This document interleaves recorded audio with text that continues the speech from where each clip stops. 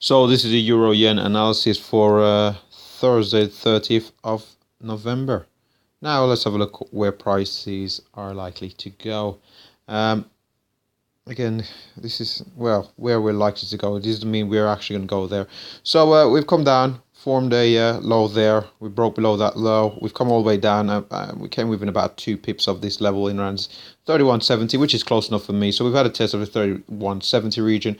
We've come up, posted a higher low. We've had this big outlier of a candle. Let's just clean this chart up a bit. So we've had this outlier of a candle, this very large candle, and we're still operating in shadow of it. So we've had a follow through from this 200 period moving average. We come down to this region here. We've stalled in around this 200 period moving average. We've had a test previous to it in around this 32.02, just there on this candle there. We've had a follow through from this 200 period moving average, and we do seem to be having a strong momentum to the upside. So at the moment, we've got this weekly pivot in around 32.83. And prices do appear to be trading above it, so we'll see where prices close and whether we get the follow through. Now, if we do get a follow through, we're looking to see how prices behave around 33.04 to 33.20. So 33.04 to 33.20 in around this zone where we did see some sell side momentum coming to the market previously. So we'll see how we behave where we do see some sell side momentum coming to the market, or if we do proceed up to the very next key level in around this 33.45.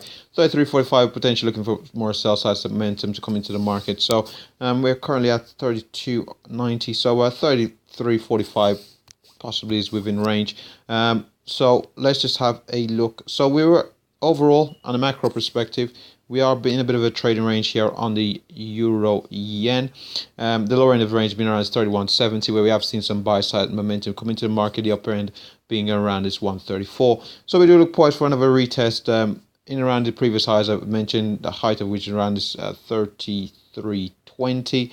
Beyond which we're looking for 33.45. If we're not able to hold that level, we're looking for the high of this trading range in around 34 level. Beyond which we're looking for 134.50. So in around 134 is a very strong level. So we're looking for potential sell side momentum coming to the market. Also in around 33.45 if we are able to successfully navigate 32.83.